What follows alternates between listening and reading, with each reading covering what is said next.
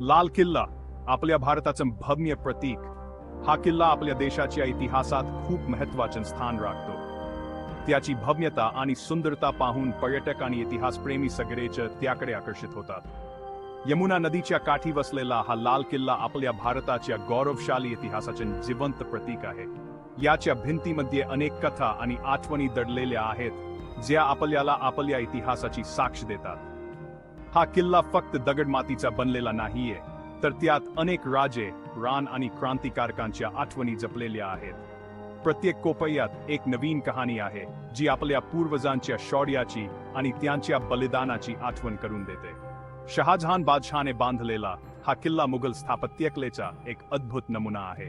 त्याच्या बांधणीत मुघलांच्या कलात्मकतेचा आणि सौंदर्याचा उत्कृष्ट नमुना दिसून येतो. लाल किल्ल्याच्या भिंतीमध्ये भारताच्या अनेक महत्त्वाच्या घटना घडल्या आहेत. या किल्ल्याने अनेक ऐतिहासिक क्षणांचा साक्षात्कार केला आहे, जसे की आपला स्वातंत्र्य संग्राम आणि अनेक राजकीय घडामोडी. या किल्ल्याने मुघल साम्राज्याचा उदय आणि अस्त, ब्रिटिशांचे राज्य आणि भारताच्या स्वातंत्र्याचे साक्षीदार आहे. त्याच्या भिंतींनी अनेक शतकांच्या इतिहासाला आपल्या आत सामावून घेतला आहे. आजही हा किल्ला भारताच्या शौर्याचे आणि वैभवाचे प्रतीक म्हणून उभा आहे. त्याच्या भव्यतेने आणि ऐतिहासिक महत्त्वाने तो आपल्या देशाच्या गौरवशाली वारशाचे प्रतीक आहे. मुघल साम्राज्याचा उदय आणि लाल किल्ल्याची निर्मिती. 16व्या शतकात आपल्या भारतात मुघल साम्राज्याची स्थापना झाली. बाबर हा मुघल साम्राज्याचा संस्थापक होता. त्यानंतर त्याच्या नातू अकबरने हे साम्राज्य अफगाणिस्तान पासून बंगालपर्यंत पसरवले. अकबराचा नातू शहाजहान हा कला आणि स्थापत्यकलेचा चाहता होता. त्याने 17व्या शतकात आपली राजधानी आग्राहून दिल्लीला हलवली. दिल्लीत त्याने एक भव्य आणि सुरक्षित किल्ला बांधण्याचा निर्णय घेतला. या नवीन राजधानीचे नाव शाहजहानाबाद असे ठेवण्यात आले. लाल किल्ल्याचे स्थापत्य वैभव. हे किल्ले भारताच्या इतिहासातील एक महत्त्वपूर्ण पान आहे. लाल किल्ल्याचे बांधकाम 1638 मध्ये सुरू झाले आणि 1648 मध्ये पूर्ण झाले. या बांधकामाला तब्बल 10 वर्षे लागली. किल्ला बांधण्यासाठी लाल रंगाच्या बलुआ दगडाचा वापर केला गेला, म्हणून या किल्ल्याला लाल किल्ला असे नाव पडले.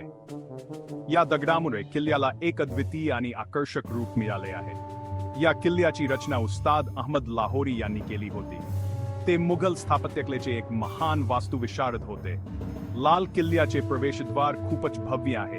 हे प्रवेशद्वार पाहूनच किल्ल्याच्या वैभवाची कल्पना येते. यात दिल्ली दरवाजा, लाहोरी दरवाजा आणि खास दरवाजा असे 3 दरवाजे आहेत. प्रत्येक दरवाज्याची रचना आणि सजावट वेगळी आहे. किल्ल्याच्या आत दिवाने आम, दिवाने खास, रंगमहल, या मोती मस्जिद आणि हयात बख्श बाग यासारख्या अनेक भव्य इमारती आहेत. या इमारतीमध्ये मुघल स्थापत्यकलेचे उत्कृष्ट नमुने पाहायला मिळतात. या सर्व इमारती मुघल स्थापत्यकलेचे उत्तम नमुने आहेत. या किल्ल्याने अनेक ऐतिहासिक घटना पाहिल्या आहेत आणि आजही ते पर्यटकांना आकर्षित करते. इतिहासाची साक्षीदार घटना. लाल किल्ला दिल्लीतील एक ऐतिहासिक वास्तू अनेक महत्त्वाच्या घटनांचा साक्षीदार आहे. लाल किल्ल्याने मुघल साम्राज्याचे वैभवाचे दिवस पाहिले आहेत. या किल्ल्याने शहाजहानच्या काळात मुघल साम्राज्याच्या समृद्धीचे दर्शन घडवले. पण त्याचबरोबर या किल्ल्याला अनेक संकटे आणि हल्लेही सहन करावे लागले.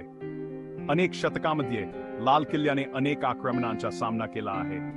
1739 मध्ये पर्शियन शासक नादिर शहाने दिल्लीवर हल्ला केला आणि लाल किल्ल्याला लुटले. या हल्ल्यामुळे किल्ल्याचे मोठे नुकसान झाले.